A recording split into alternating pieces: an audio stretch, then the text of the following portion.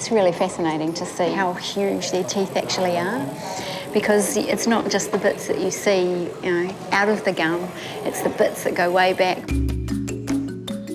Something significant's happened either early this morning or possibly even overnight, we're not too sure. Physically, she's quite tired, she's wanting to lie down a lot. We're trying to just keep her awake, keep her on her feet, because the last thing we wanted to do is go to sleep in case there is some sort of concussion type injury there. Vet Nick Masters has been called in and he quickly decides to dart Shiloh. She'll be easier to examine once she's sedated. They're very flighty, all these wild equids, like zebras and horses and things, so it's not very easy to hand inject them at all. And the best way to deliver these drugs is, remotely using a blowpipe or a little CO2 pistol like we've got here. Okay, that's one.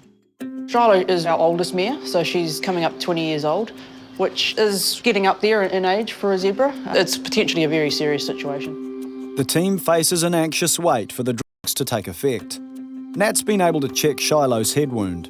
Just a graze. Yeah, we'll just clean those up, but I think that's secondary, isn't it? Something more going on. I personally have worked with Shiloh for about 10 years. She was here before me, and she is one of the section favourites because she is an animal that hasn't done well over the years, so you kind of actually become a little bit more attached to those animals. You have a lot more to do with them. An ultrasound rules out a pregnancy, but Nick's still concerned about this precious animal's abdomen. So we tried to take an abdominal tap, some fluid from the abdomen, and then generally we looked at the rest through and everything seemed relatively normal for such an old zebra. And we've got some tests, including the blood results, to come back to try and work out if anything else major is going on. Let's wake her up. I think we're just not going to learn any more at the moment. The results that we got from all the testing that the vets did sort of came out inconclusive, so we're still not really sure what's going on. So today we are going to knock her out again, and we've got a horse specialist coming in to assist us. The risks have elevated quite dramatically for her. Worst case scenario is that... Sorry.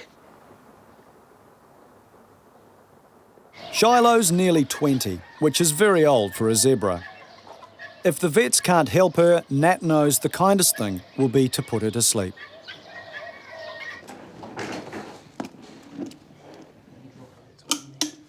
The specialist equine vets go to work with a sophisticated X-ray machine and an ultrasound. Thanks.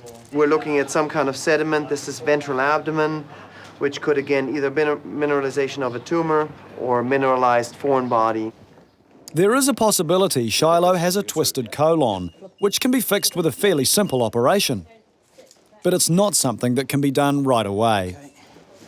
Why don't we want to do it now? Because we're not sterile? Because we're not yet, and we're not really set up for it properly. Okay. I think. And the concern I have is you're going in now, you're going in with a very high chance it's all going to end badly. Yeah. Can I just talk to you guys outside? Yeah. Nat's caught between a rock and a hard place. Shiloh may not survive another anaesthetic in under 24 hours. If it is an easy fix and, she gets another 5 years, she gets another 5 years of good, up until a week ago, she was eating like a champion. I think it's worth a shot. Do you? Yeah. Okay, that's good. Yeah, I think that's... Nat and the team face yet another stressful day. Hopefully, once they operate on her, we'll find that it is a nice, easy fix. But we're still not out of the woods, and until tomorrow comes, we're still in the same position we were this morning. But there's a little bit of hope. But elderly zebra Shiloh is going back under for the second day in a row. She's being anaesthetised in a last attempt to find out why she's been so sick. You're going to be able to remember the muscle. What? You're going to be able to remember. That's good, yeah. Things are a lot more urgent. These guys have got a good job to do, and we're trying to do it as quickly and as efficient as possible. Are we okay up front? We're okay, yes. Her blood pressure is not all good, eh? No? It's little wonder Shiloh's been off her food. The vets have discovered her intestines were twisted. But the mass detected on yesterday's X-ray is proving to be a real mystery. I think we were expecting to find a proper mass with something mineralised inside it, like sand or whatever, a blockage of the gut. We haven't actually found that, really. Shiloh's immediate future is brighter, but long-term, it's still uncertain.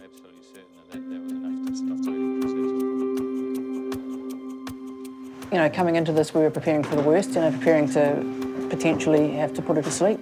So it's now been a few days since we operated on Shiloh, but unfortunately, over the last couple of days, she really wasn't doing so well.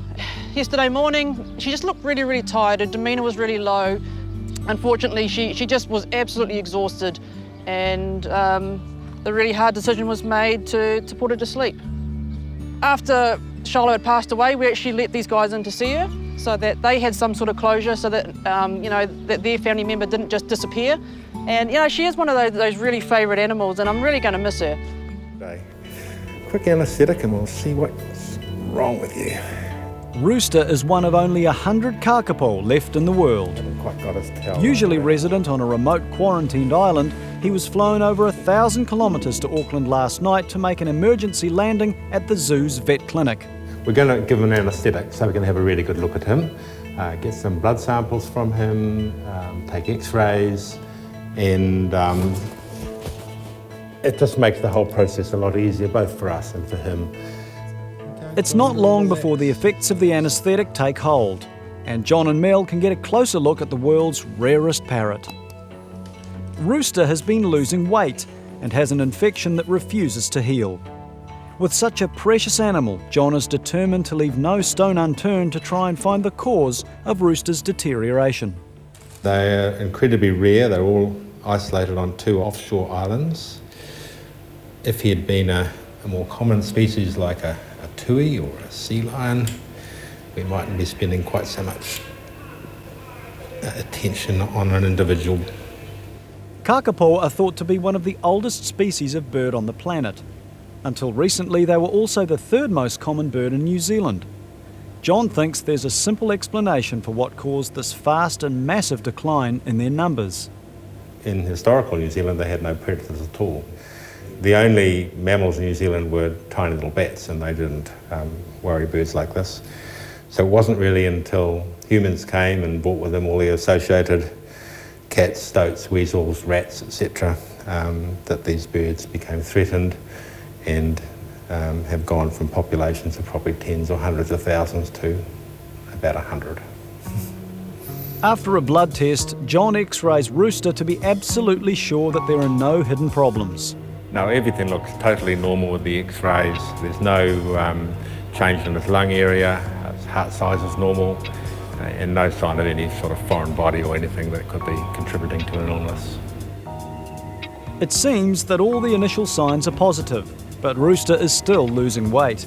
6. So only lost 3 grams from last night. So I think if we actually just give him some subcut fluid, that's all we need to do with him today. The vet team haven't uncovered any obvious reasons for the mystery illness yet, and decide to bring Rooster out of the anaesthetic.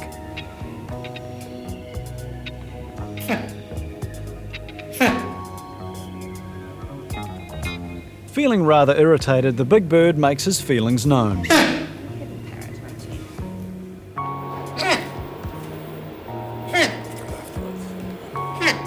The best thing for him now is some rest and recovery, while the team waits for his test results. And with them, hopefully the answer to what is wrong with Rooster. So if we can just pop him on his back, I'm just going to have a look at his wound, make sure that's all healed up. The test results have come back with no further clues to the weight loss, but a week of intensive care seems to have worked wonders. Oh, that's really healed completely now. That wound really in his undercarriage is completely healed. Excellent. It's good news, but Rooster won't be able to go back to his island home unless his weight has climbed back to a safe level, so it's back onto the scales. If you can just wrap that round his wing. It's all right, big boy. I know, you tell us all about it, Rooster. I've got him. Yeah. Hop in there. Don't you run away. Rooster's weight had plummeted when he arrived, but John's hoping the week of tube feeding and TLC will have put him back at a healthy weight, giving him the green light to go home.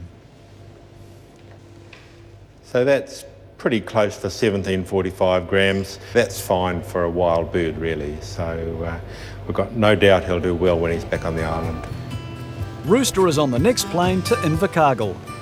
followed by a specially chartered helicopter to get him back to his home on Codfish Island. I know. It's awful, isn't it? It's a big journey for such a precious bird, but John has reason to be confident about Rooster's return home. My colleague Richard will be travelling down to Codfish Island in 2 weeks' time, and he'll hopefully be able to have a look at Rooster and make sure he's still okay. Today, Sandra's spending time with female tiger Malik, who's getting a new contraceptive implant. The reason that we have to contracept Malik is because at the moment she's being kept with Barani, her son. Barani now is reaching sexual maturity, so there was no way that we would risk any pregnancy between Malik and Barani. In a happy coincidence, Malik would have needed anaesthetic anyway. Sandra's noticed she has a broken tooth. Sedating a big predator can be a risky business, so the team take every precaution. Zoo vet Anna leads the pre-treatment briefing. Everyone, the main aim today is to get a contraceptive implant into Malik. When she started, she's going to be in the smaller one. We're going to dart her with a combination of metatomin and ketamine, and that'll have her down for a little while. We will reverse her at the end of the procedure, but we'll need to have her under for at least 45 minutes for the ketamine to wear off anyway. And I understand that she's got a fractured canine that we need to check, so we'll have a look at that. Okay, we're ready to go. Yeah.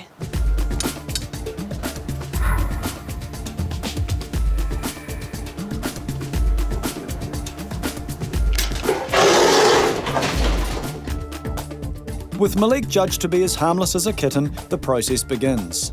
With only an hour up their sleeves, the team moves fast. That's where we put it. It turns out the hard work has already been done. The implant itself is an easy procedure. It basically just goes in under the skin like a microchip, and should last her about 12 months. While Anna finishes the implant, Sandra explains the reason for what she's doing. Very rare that we get to knock our tigers out. So this is just to make a plaster cast of her paw, which enables us to do paw prints that can be sold to raise money for the Conservation Fund. This is the front paw. Oh, that's fabulous. And the back, that looks awesome. Now there's just one last job to be done.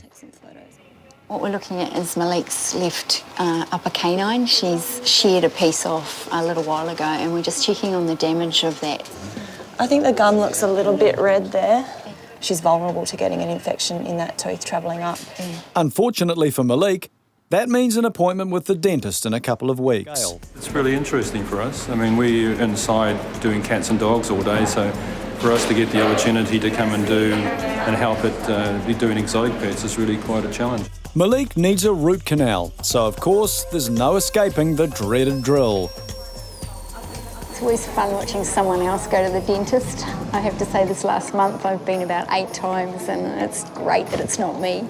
But it's really fascinating to see the difference in a tiger's mouth and a large carnivore and how huge their teeth actually are. Because it's not just the bits that you see, out of the gum, it's the bits that go way back, which makes it double in length. So they're really, really huge too. Root is where my finger is. I can feel it there, so this will go right to the tip. So these ones are made especially for lions and tigers.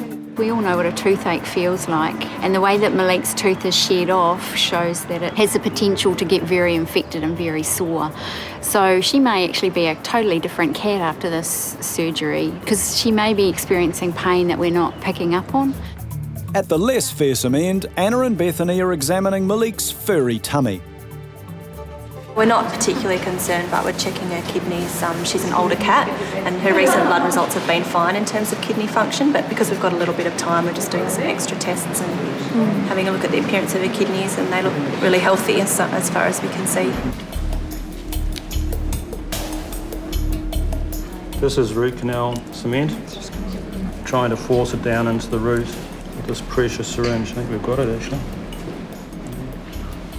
Stick a little bit in that one. So this is the cement that's used to help fill this canal along with these things here. These will show up on X-ray, and we can tell from the X-ray whether we've actually filled it correctly or not.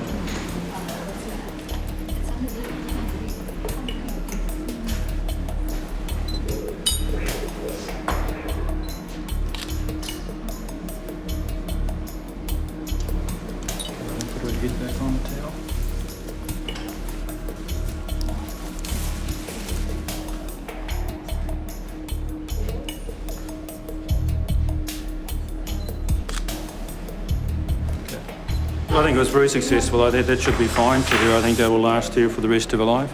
The only thing is, I mean, if she goes and breaks the tooth like she did the first time, we may have to come back and do another filling on it.